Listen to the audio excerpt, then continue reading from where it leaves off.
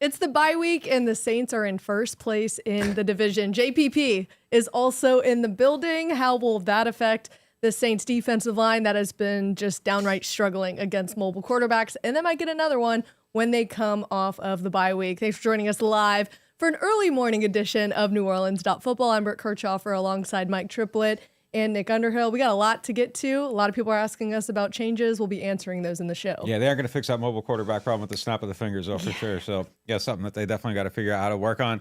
We are coming to you from the Toro Hospital studio, and we are presented by PJ's Coffee. If you need a new car, check out my guy, Matt Bowers. He has dealerships all over the Gulf Coast South region. They have the best prices, best customer care. They'll get you in and out pain-free. We vouch for them. That's where we get our cars. All right, let's hit these ads. The NewOrleans.Football show is proudly presented by PJ's Coffee. PJ's Coffee has some of the best drinks that you can find. They have locations all over the city. They have pastries and everything else you need to get your day started. So go check them out. Are you looking for the perfect engagement ring? Look no further than Friend & Company Fine Jewelers' new engagement salon. This new area houses a wide selection of engagement rings to choose from in all cuts, sizes, and colors. Their experienced staff offer 5-star customer care to help you find the perfect ring to express your love. Visit their new engagement salon today. Friend & Company Fine Jewelers, the perfect ring for the perfect moment and also for the perfect person. 7713 Maple Street between Adams and Burdett Street. 504-866-5433.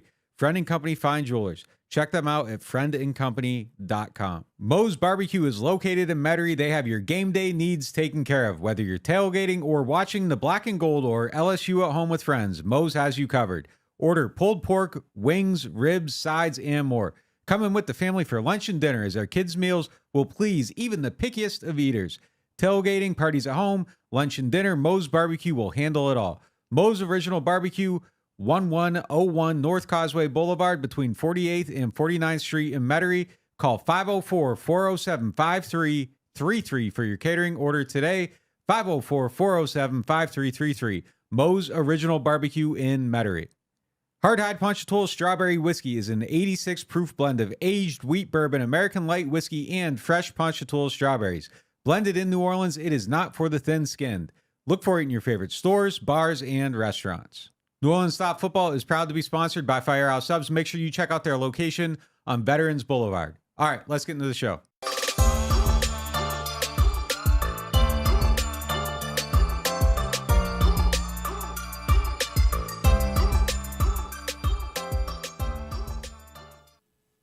Let's get into our lead topic presented by Friend & Company Fine Jewelers, the official jewelers of the New Orleans Saints. Friend & Company Fine Jewelers is home to a new engagement salon where they have a wide selection of engagement rings. And while you're there, with it being holiday season right around the corner, ask them about their fleur-de-lis collection of earrings and necklace that you see here. They are specially priced for our NOF audience. All right, it's the bye week, which means it's time for a reset. But this Saints team needs so much more than just a reset. Right now, both the offense and defense are struggling. The offense is averaging around 21 points per game. Meanwhile, the defense hasn't played a full four quarters at their best, really, since that Patriots win back in week 5. So what is their approach next with the bye week? If you're not going to make changes with the coaching staff, how do you maybe fix these things with the offense and defense? You got to try to coach it out of it. Look, I mean, I don't think that there is like a move that they can make in season that's going to change anything. Like you can bring in JPP and do this other stuff. Like I don't think it's getting any better with players. Like I think they have the players that should be able to make it work. I think we all agree on that. I don't think it's a talent issue. I mean, I think it's a issue of getting the most out of the talent. And I think they got 7 weeks to show what they can do. And I think they need to win this division. You know, I know it's a very patient organization, and I think that patience is a good trait. Like, I think sometimes people go too quick with things. They're erratic. I think sometimes you can stick with something and figure it out, and you got to know that you can kind of figure it out. So I really do think that this is kind of like a 7-game season now where they need to try to see if they can figure those things out.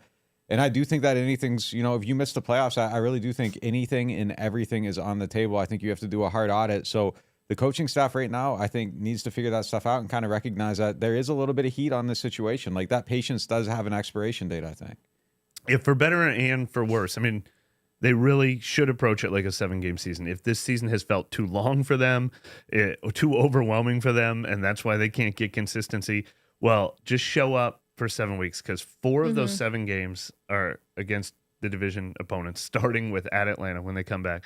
And that's the whole thing. I mean, a lot of players said that. I think it was the point that Dennis Allen probably made in his postgame speech because a lot of guys were saying that in the locker room. I mean, if they come out and look good against Atlanta and Tampa Bay, they're going to win this division running away, no matter what else they do in the other games. Huge if, though. Expecting consistency from this team, expecting them to play better. My biggest concern with the team is not just how inconsistent they were in the first 10 games, but how they regressed over the last 2. I think we feel worse about the offense and the defense now than we have almost, maybe 3 weeks into the season when they couldn't block anybody and Derek Carr got hurt. I felt a little worse about the offense then, but this is the worst I've felt about the offense since then, and it's definitely the worst I've felt about the defense all season. So I've stopped. And we used to come in here a lot and talk about their potential and their ceiling.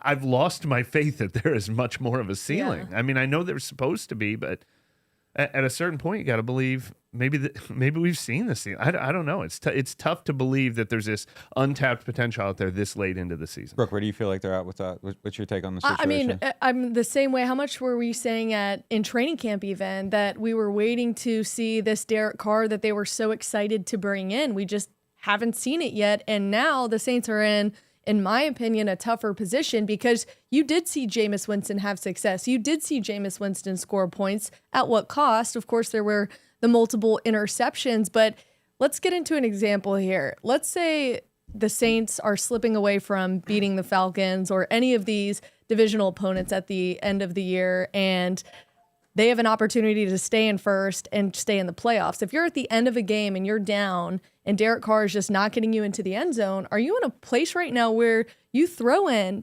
Jameis Winston after the success you saw in Minnesota? No, I don't think they do that, but I think you need to lean into more of the using Taysom in the red zone if that becomes an issue. I think that's a viable way to go about it. I don't know that you go to like a 2-headed monster with some of that stuff, but not that they I go. I get it. Yeah, I mean, in fairness to the situation, like I think it is desperate enough that you maybe try different things, but I don't think they will. I think you kind of are stuck in the situation where you got to figure it out with Carr. And I still think as good as Jameis was at the end of that game, like getting something going, I don't know that that's the method that has the most success over a long-term sample. And I think in that short-term sample, you kind of saw it right there where you had the highs and then, you had the lows too. And I think the way they want to play games is to where you have a quarterback who's not making a lot of mistakes. And just in truth and honesty of both these quarterbacks, like I don't think either one of them is good enough to elevate you above like a lot of mistakes. And the defense, the way it's playing now, I don't think that's at a point where you can kind of, okay, we can tolerate 2 turnovers a game and still find a way to win. Like, I don't think they're playing well enough for that either.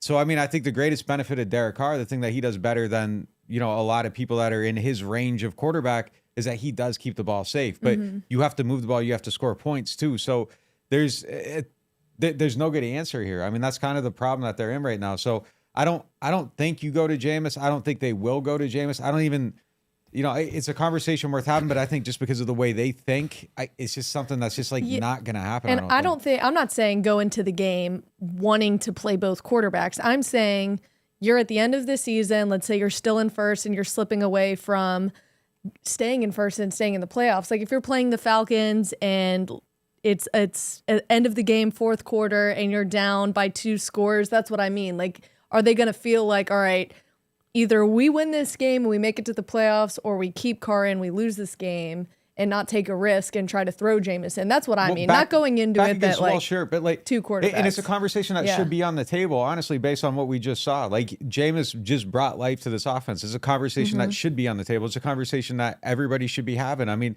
Derek Carr isn't good enough to be like a sacred goat or something like that at that point. Like it's something that you should probably be talking about. I just don't think they will. Like, I don't think they will talk about it. Dennis Allen shut it down immediately. It wasn't like, we're going to evaluate it and see where it goes. It was shut down immediately.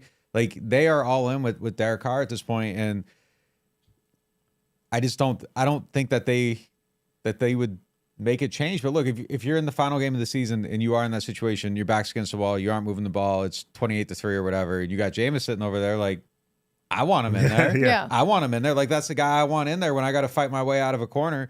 So I don't know what that actually means. I mean, it's just, I don't know that we've seen enough from Derek Carr at this point to have that belief that he's going to just do what it takes to find a way back into a game.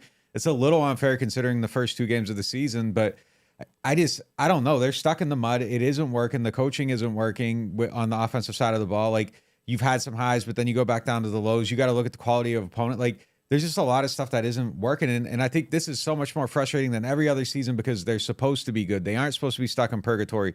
There were expectations, the talent's there. You see the talent's there, and it just kind of feels like there's just nothing's going to change. Like, it's just so stuck right now. And I think it makes it worse than any other season that we've seen here post Drew. And even the Drew 7 and 9 years were like so much better than this because it's almost painful to watch this team right now. And that's the thing that's miserable. Like, these games, like, you don't feel like you're watching a game. Like, you're watching something almost out of obligation at this point. And that has to change. This reminds me of the conversation we had about up-tempo offense, because that worked for a minute too. Was that the Jacksonville game where it was like, oh, look, they're coming back. But it didn't last. And the Jameis discussion, it would be a disservice to Jameis to say, no, they got to stick with Carr, because Carr's done nothing, or I should say they have done nothing as an offense to prove that Carr's the right answer and Jameis is the wrong one. But we also saw that they didn't know what to do with Jameis either, because Jameis worked for 2 drives, and then the entire fourth quarter, it didn't work. And it was one of my biggest frustrations of the whole game was that they didn't have to be this one-trick pony that just threw deep. They could have gone back to their run game. I mean, up-tempo worked for Carr. Carr had some flashes in the fourth quarter, but everything that has worked for this offense has felt like desperation, whether it was Carr at quarterback or Jameis at quarterback. What doesn't work is, and Nick wrote about this after the game, they don't have an identity. They don't go back to all right, now we can go back to what works for us on offense. They have no idea what works for them on offense. So if they did go back to anything, if they were playing with a lead or if they were playing in a tie game, it almost feels like they're throwing darts out there. And yeah, Jameis worked for a little while, but then Jameis didn't work either. And it's just very frustrating that this offense has nothing it can rely on. All right, let's get to our moment of the day presented by New Orleans Hamburger and Seafood Company. The Saints waived Adam Prentice and signed Keith Kirkwood back to the roster. This could mean 2 things. Let's start with Colin Saunders at fullback and how that reception has gone on offense. The fans love it. Social media is loving the Bink package. Is it that they are now kind of putting their faith and trust in Colin Saunders with this move with Adam Prentice? Is that what that means? I mean, again, I think that's at the goal line. Prentice would be the rest of the field. And I wouldn't be surprised if he ends up like on the practice squad and they elevate him and they use him for a couple games and then they move him back up. Like, if you're making like some different moves, he's a guy that you can move around and nobody's gonna try to take him. You aren't like really exposing him too much. So I still don't. I don't think it really has a huge effect. Like, I think that has its place, and then the Prentice thing would have its place. Maybe they've just figured out life without a fullback, and it was just kind of like, all right, we aren't going to get to these plays. But I would be really surprised if he isn't back in some capacity. So Kirkwood's coming up, someone has to go down. Like, it's going to be Prentice. Prentice gets elevated probably for these games. So I think that's just probably how we're going to see that play out. Go ahead and ask part 2 of the question, then I'll answer them both together. Yeah. Does the Keith Kirkwood move essentially say maybe Michael Thomas won't be back next week? The only thing that surprised me about this move is, I mean, you guys pointed out you saw Keith Kirkwood on the field before the game after he had just been cut. Like, he was never going anywhere. But I thought Kirkwood gets re-signed to the practice squad and Prentice stays on the active roster. Either way, the practice squad and the roster are so interchangeable with guys like that. I don't know exactly why they're moving Prentice to the practice squad now and Kirkwood to the active roster. And I don't quite understand. There was no risk of losing Kirkwood. He already passed through waivers. But anyway, all that being said, I think Keith Kirkwood's going to be active this week because, I know there's not a concrete opinion on how long Michael Thomas is going to miss, but if he misses even one game, you got to have Keith Kirkwood in the game. So you want him to be part of the structure no matter what. Yeah, Mike was, going to getting his own opinions and everything. I don't think it's like a major thing. I don't think it's a major thing. Like, he's going to be back at some point this season. Can the Saints win without a healthy Michael Thomas is the question now. It makes life harder. I mean, they can't win with all their healthy players consistently. So taking arguably the most talented receiver on the team off the field, I mean, that's a major issue if he does miss a game. I'm not convinced that's a thing yet. We'll see where it kind of goes from here. So, yeah, I mean, Yeah, it's a big deal. It's a big deal. Like losing anybody at this point is a massive deal, and they got to figure it out. Like I said, I think they have 7 games to figure this out, and I think if they don't make the playoffs, I think it's going to be a problem. Like I think that there's an expiration on a lot of stuff. You need your good players out there. If he's not playing, you got to find a way around it. You take Mike off the field. Who's the wide receiver that's making a contested catch? Yeah. Like I think it's a major, major problem. Along those same lines, we don't really know the situation with Marshon Lattimore as far as his timetable, because with ankle injuries, it can really be either 6 weeks or a few weeks. And with the high ankle sprain, that's obviously the worst of the two, whether it be the low or high ankle sprain. So if Marshon Lattimore is not starting next week, who is starting opposite at him, and more importantly, who is starting opposite of Paulson Adebo, and then more importantly, who is then at slot corner if they move Alontae Taylor? Well, Alontae will always play in the slot. The only question I think is when they're in base, is Alontae on the outside or is Isaac Yiadom on the outside?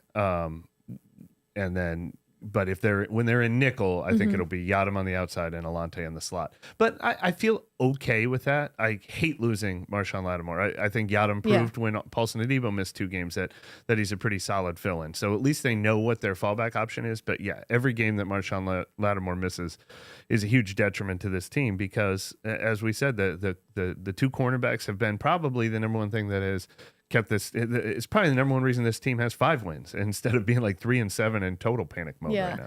I like what I saw from Isaac Yiadom when he did have to play. I believe he gave up like 1 or 2 big plays. I believe one. I can't think of the game, but the one where he gave up the touchdown in the corner of the end zone. But he could be a viable fix until Marshon gets back. I thought he was really good. Yeah. For someone coming off the bench, I thought he was like excellent for the circumstance. We'll see. More exposure. Sometimes things start to come out a little bit, but yeah, he looked really good during that. I feel okay about it for the most part. They aren't really playing any good quarterbacks the rest of the season. So, I mean, that's fine too. I mean, everybody else has to step it up. They got to get some pass rush going. The rest of the defense needs to cover for not having Marshon out there. I think, if you aren't getting to the quarterback without Marshon on the field, like you're probably not going to get to him. If you aren't getting to the quarterback with Marshon on the field without him, it probably makes life a lot harder. You're losing the amount of time that you have to get there. So I don't think it's I don't know. I don't think it's going to get better, and you have these issues of starting fast. I don't think that helps it get better, but I feel like Yiadom is a very good spot starter, and they should theoretically be okay without Marshon for a couple games. But the question is this the rest of the season? Like an ankle sprain can be 6 weeks sometimes, and I think Marshon's a guy that likes to feel right before he comes back out there. We've seen him play with the cast and everything, but he isn't going to go out there limping or whatever. So you got to get on the other side of this. I don't know. We'll probably see him again, but I mean, I think it's probably going to be late. Like it could be 2024 before we see him on the field again. There's a couple matchups. I mean, it's hard to deny that Jared Goff might belong in the good quarterback conversation now, and Amon-Ra St. Brown has become a top 10 receiver in the league. So Detroit's probably going to tear them up no matter who's on the field. But later they play at LA. It'd be nice to have Marshon back by then because they have multiple receivers there. Matthew Stafford might be healthy by then. But the game that matters most is Tampa Bay. That might be for the division. And I want Marshon in that game. Goff being good is a wild thing, huh? Coaching's crazy, isn't it? Coaching's crazy. Before we move off of this topic, how does this affect the rest of the packages they play when they're in dime? Who's in? Yeah, so I mean, it's been Lonnie, so I think maybe you go to Lonnie. So it'd be Yiadom, Lonnie, and the regulars on top of that. So that's probably how that would look. They stuck with that this week, so I think he's kind of the guy in that package until something changes. So there was a switch. It's kind of interesting that's happening. Yeah, it's crazy we would have never guessed that probably 4 weeks ago that Jordan Howden would lose his spot to Lonnie Johnson, but obviously Dennis Allen is seeing something there. People are probably going to ask, why wouldn't you move Alontae Taylor out of the slot and put him out opposite Debo? I think they will, when they just have the 2 corners and then you move them in and you keep Yiadom out there. It's just because you don't have anybody else. That's a hard position to play. Every corner can't play in the slot. You kind of got to have the right type of hips, the right type of fluidity, the athleticism, sideline, a 3-cone drill time.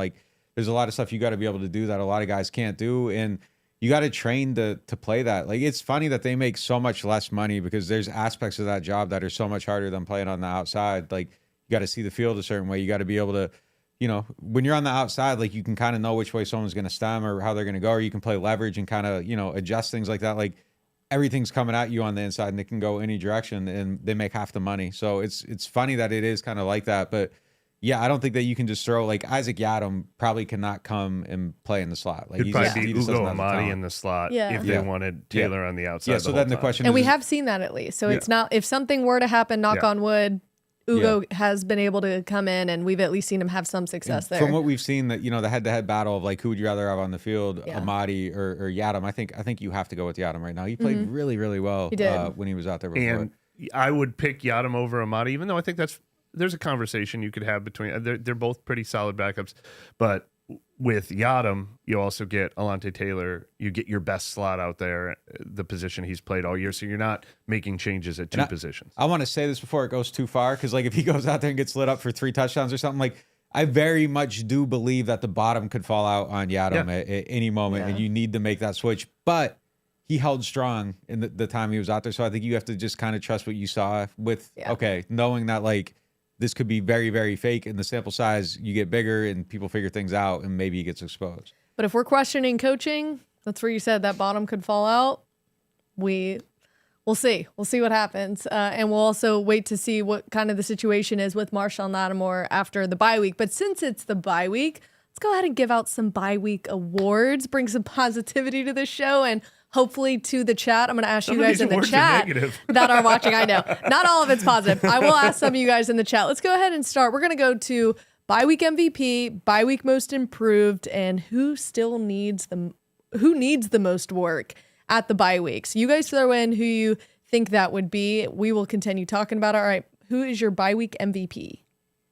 I got to go with Taysom. I'm starting with Taysom. Oh, wow. Did we all say that? No. I had Taysom Hill as mine. On my list. Okay. I was just going to give him an honorable mention. No, you jump got in. it. No. You go. You cook. You got it. You got your notes ready. I got one note, but I mean, look, I think that he's kind of been like, if you're talking about the most valuable player, he's the guy that's kind of got them going in the red zone. He's the guy that always gets you positive yardage when he carries the ball. He's kind of Mr. Do-It-All. He's the person that we're always talking about being on the field more. Like, so I think the value there is just kind of inherent to it.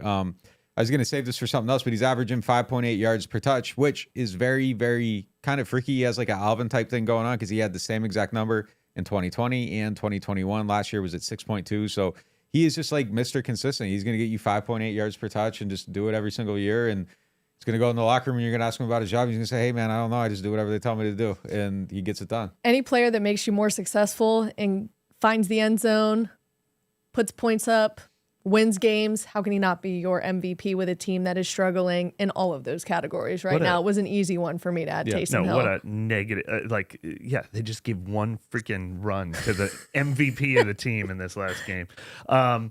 I mean, to me, I thought I had Taysom. I was going to mention him before we got out like an honorable mention. I didn't think you guys would both have him number one. The Taysom guy didn't have Taysom? I thought the obvious two choices were Paulson Adebo and Carl Granderson. I mean, they've led this defense. The defensive line would be screwed if Carl Granderson wasn't playing a Pro Bowler, all pro consideration. He didn't play as good in this last game, but before that, 5.5 sacks, 14 QB hits. Granderson's playing lights out for a front seven that desperately needs a guy to be playing lights out. And Adebo, we've talked about him. He was just the NFC Defensive Player of the Week. He's about to be their number one cornerback.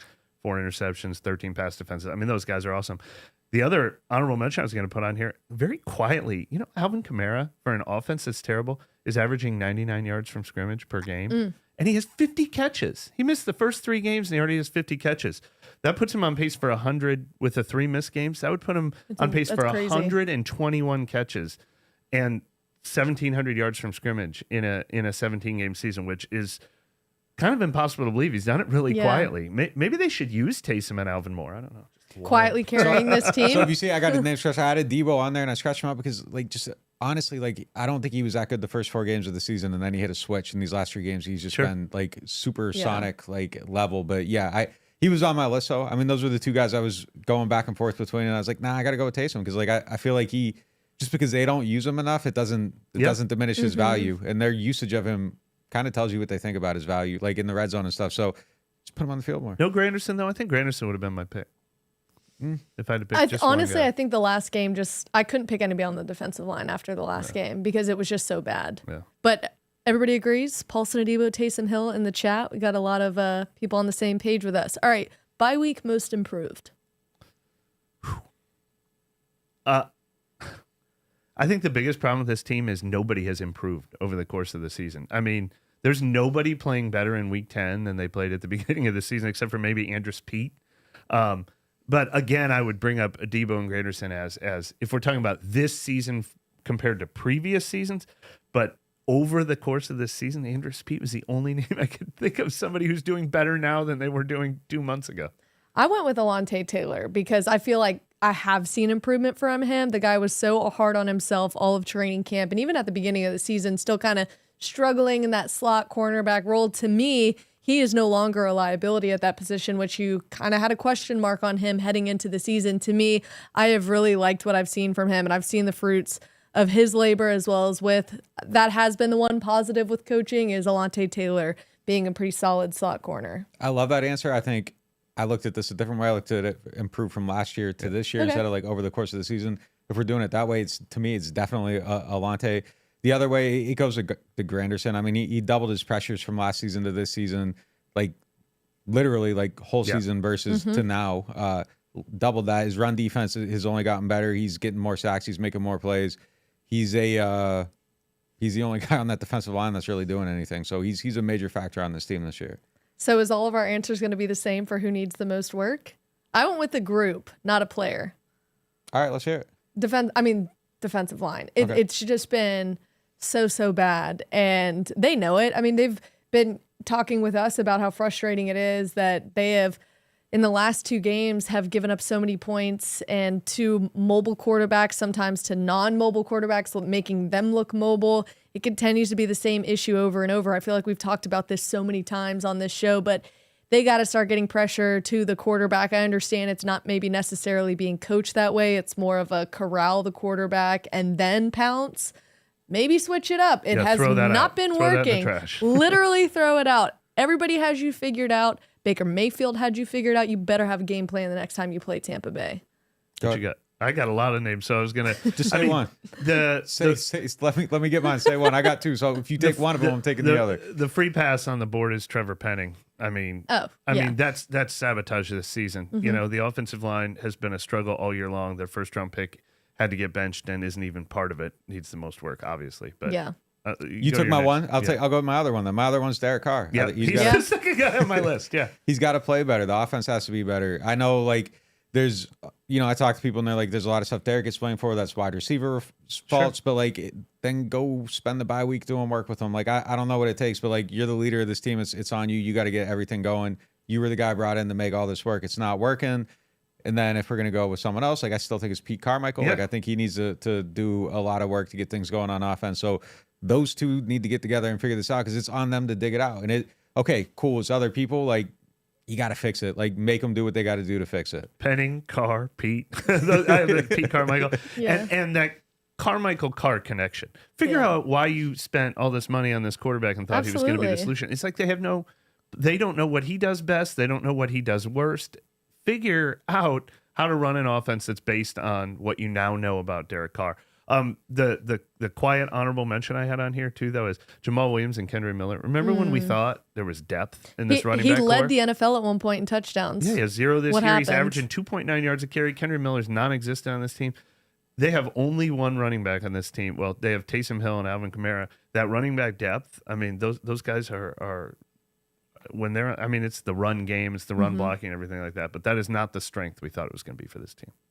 Derek Carr is definitely one that, and Trevor Penning. I mean, there's plenty of blame to go around as far as who needs work, especially when they are sitting at 5-5. And I got new this one. Could be worse. The Saints.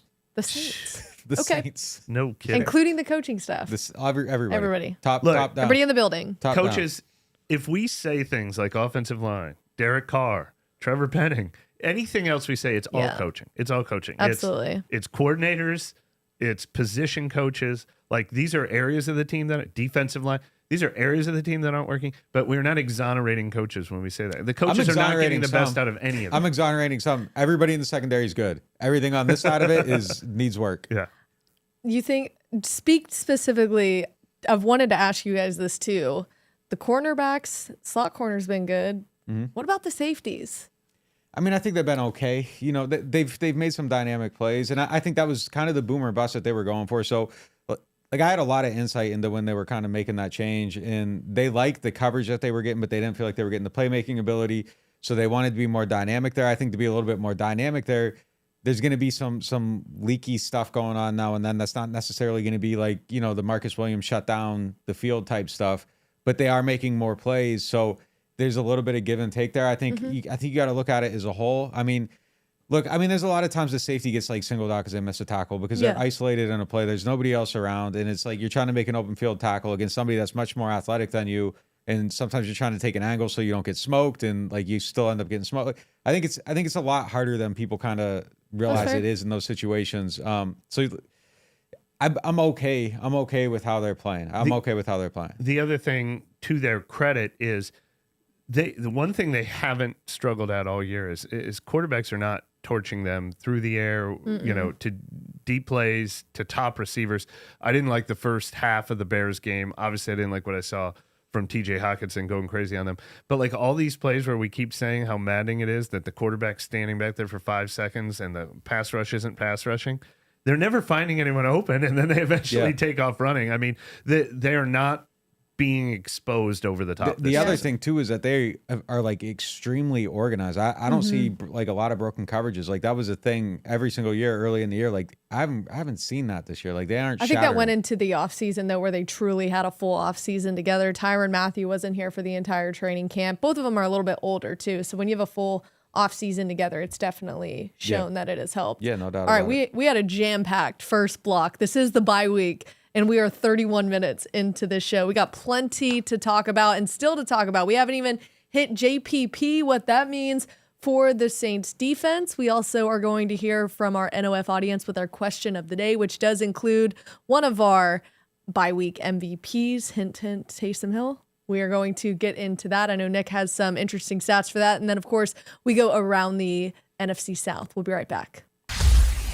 Score big with a kickoff combo at New Orleans Hamburger and Seafood Company. Each comes with fried shrimp, garlic herb fries, and your choice of soft-shelled crab, our famous thin-fried catfish, or traditional catfish, starting at $10.99 at New Orleans Hamburger and Seafood Company. No loan payments for 90 days with local financing from Jefferson Financial Federal Credit Union on your next auto, boat, RV, ATV, or motorcycle. That's right, no loan payments for 90 days when you close your loan by December 31st. Jefferson Financial offers easy-to-use online applications, fast decisions, and local personalized service. The financial products you want with the convenience you deserve. We are Jefferson Financial Federal Credit Union. Apply online at jeffersonfinancial.org. Federally insured by NCUA. At Turo, we were born for moments like this. From bringing new bundles of joy into the world to delivering what new mothers need to stay healthy. Born to keep hearts beating strong and to keep seniors active and healthy for years to come. Because at Turo, we deliver more than babies. From heart care to cancer care and newborns to seniors, at Turo, we're born to care. Martin Wine and Spirits is home to a selection of hand-picked barrel select bourbon, whiskeys, and much, much more. They are family owned and operated since 1946 and specialize in wine, spirits, gourmet food, gift baskets, catering, and tasting events. They have many locations, so they're never too far away. You can check them out in Metairie, New Orleans, Mandeville, and Baton Rouge, or if it's more convenient, you can always shop online. Whether you're a wine novice or a seasoned collector, you'll enjoy the Martin Wine and Spirit experience.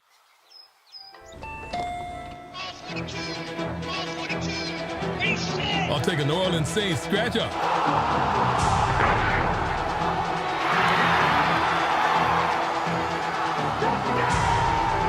Play New Orleans Saints from the lottery. Just scratch, fold, and punch your way to winnings. Punch your ticket with New Orleans Saints. Win up to $100,000. Enter our second chance drawings, giving you a season to smile. Welcome back to the Turo Hospital Studio. Time now for our money segment presented by Jefferson Financial Federal Credit Union. The Saints went out and found free agent JPP, still unsigned, which was kind of even surprising to me. I remember you sending me the text about it. I'm like, how is he not on a team right now? But they went out, tried him out, and he is now on the practice squad. Jordan Willis was released. So what does Jason Pierre-Paul bring to this team? He's a name. I mean, he's a name. Like, people are going to be excited about him being around and have high expectations. I fear it might end up being like the Jimmy Graham thing, though. I mean, that's a bad comparison. Yeah, I mean, but there's a reason when you are a big name and you are a free agent this late into a year, why you're still out there. Because if you were like really someone who could come in and make a huge difference for a team, odds are you're usually on a team before, the start of the season. Like, it doesn't take you until Thanksgiving to find a place to go. So we'll see. I don't have high expectations for it, but I'm willing to be surprised. I'm willing to be wrong. And on a group that isn't really getting anything, why not? Like, see what you can get. I doubt they paid more than the league minimum for him. So I don't think this is one of those cases of a guy who was sitting around waiting for somebody to finally pay him $3 million or something like that. But that's funny that you say people are going to be excited by the name. The Saints fan base that I'm aware of via social media, all I saw was negative comments like, he's 34, he's ancient. You should be looking ahead to next year. Stop paying old guys. Like, all this team is just obviously surrounded by negativity. But my response to that would be they had to activate Kyle Phillips for this game because Isaiah Foskey got hurt. And when you're down to activating Kyle Phillips, who's usually a healthy and active every week, he's another veteran defensive end. They went out and said, maybe we can upgrade that fourth defensive end spot. And yeah, Jason Pierre-Paul might be able to do that. He still started 13 games last year. His production has diminished the last couple of years. He was a Pro Bowler still in 2020. The thing that stood out to me right away, though, is he is the Saints mold for defensive ends. He was on that Giants defensive line that won the Super Bowl that they also always believed in the Saints mold of the big, long defensive ends. Every time every time the Saints have described their mold, I thought they want a Jason Pierre-Paul type. Yeah. So it makes sense that they're going to be interested, 6'5", 275, long arms, that kind of guy. So he's going to step right in and fit what this defense does. What do you think? Yeah, I mean, I think he can come in and play. I mean, but I just don't. I'm not expecting. Yeah. He had what 3 sacks last year, 2.5 the year before that. Yeah. Like he's up there in age, but maybe if he gives you 2 sacks the rest of the way, he's like second on the team in sacks. So I mean, like maybe he can help a little bit, but it's so barren there that it's worth a shot. They signed him. I was like, okay, this makes sense. I don't have high expectations, but it makes sense. It's something that I think you should be trying to do because you don't have answers right now. I don't even think he'll play a lot of stuff. I think he's their 4th defensive end behind, obviously, Granderson, Cam Jordan, and Tano. Do you think you would have felt any differently had they made this move or not made this move then? This is kind of just not somebody that you see coming in and starting right away. I think this is just a depth signing after Foskey got hurt, yeah. All right, let's get to our Martin Wine and Spirits question of the day. Martin Wine and Spirits is home to a wide selection of hand-picked barrel select bourbon, whiskeys, and more. We'll go to you on this one. Yeah, I got thoughts. Why aren't we using Taysom Hill again? Let me just This came from Mike Triplett. Let me just show a couple of these stats right here. Okay, check this out, guys. Against the Vikings, 1 rush attempt. 6 rushing yards on that 1 rush attempt. 17 rushing yards. Or excuse me.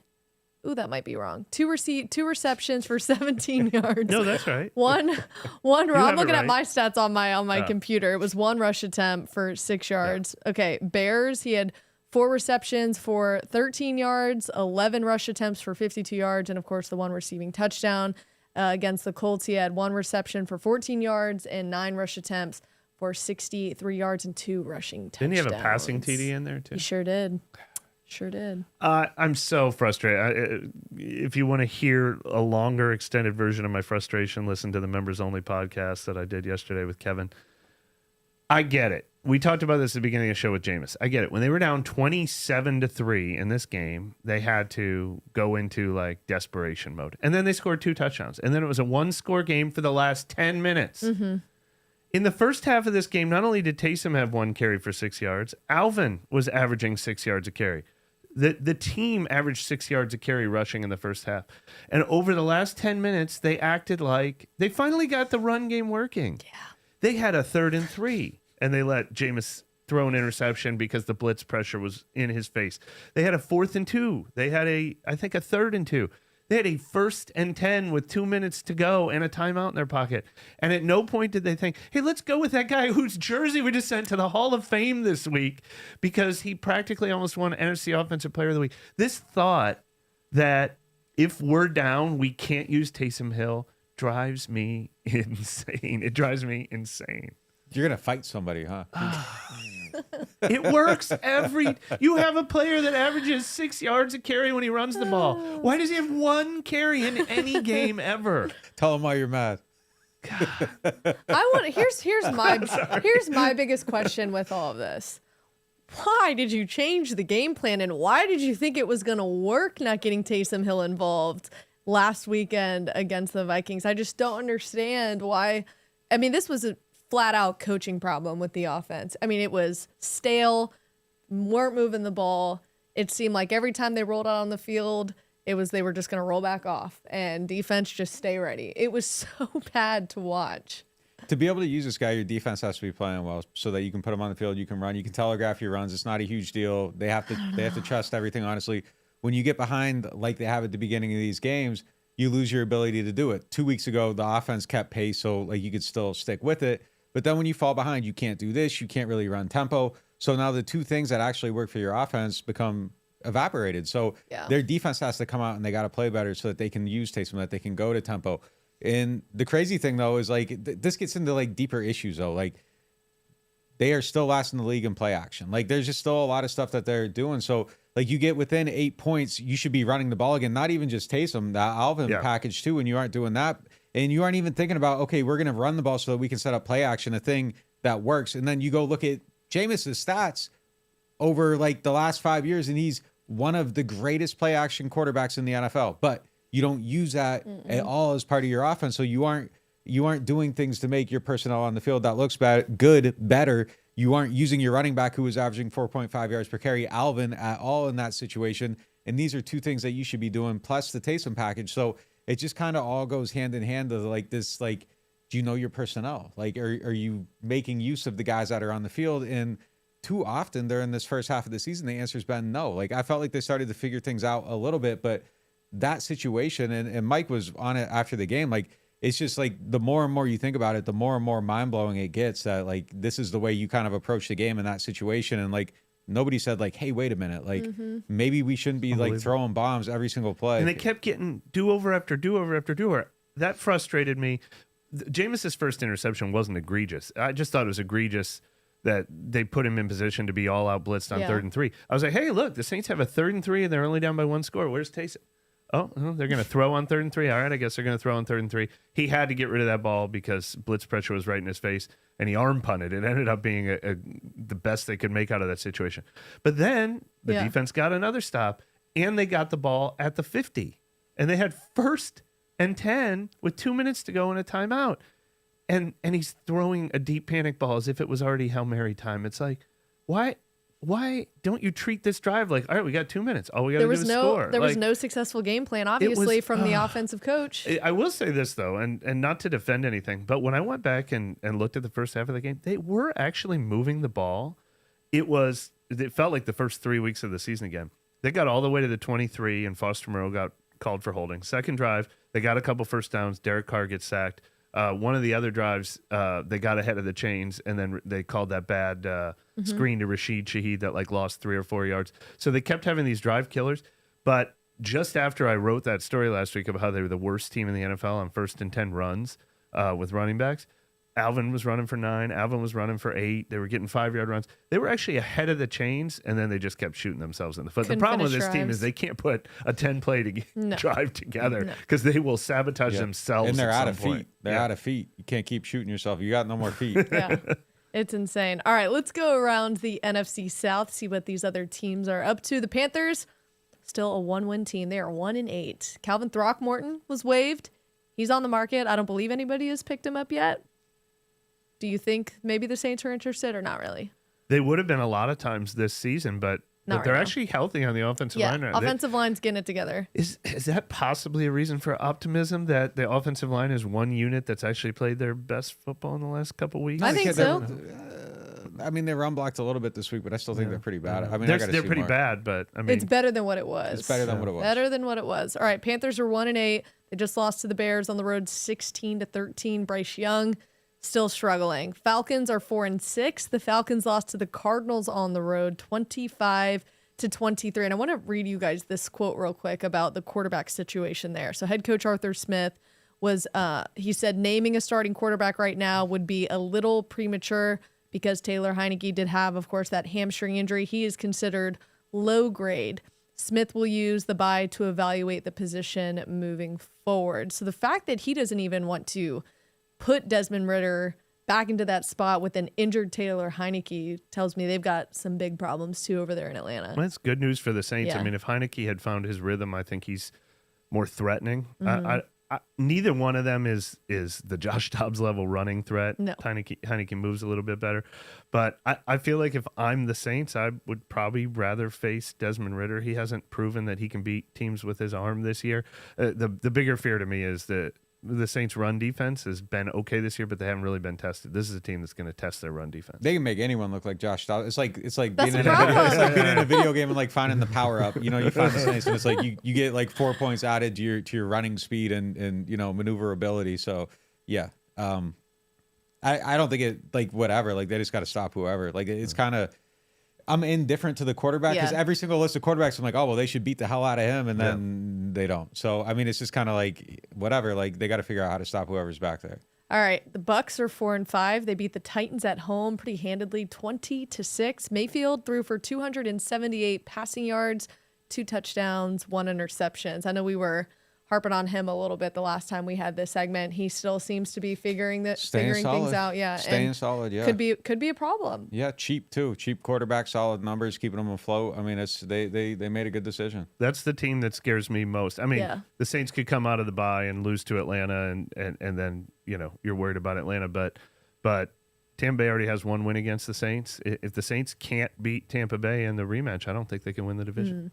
Well, thank you guys so much for joining us live for an early edition of NewOrleans.Football. Be sure to go like and subscribe on YouTube if you like what we have been doing. Mike and Nick are doing a great job during the bye week bringing you content that you could only see on NewOrleans.Football. Go ahead and go subscribe there on our website. You will not regret it at all. Look, we will have one more live show and then we will have the weekend off. Nobody can be disappointed this weekend by the Saints. You'll get a free weekend. You'll get a free weekend. And then back to Atlanta for the first time first Falcons game this season. It's crazy that we're this far in and they still haven't faced the Falcons yet. Could be a good thing, could be a bad thing for the Saints. Only time will tell. We'll see you guys next time.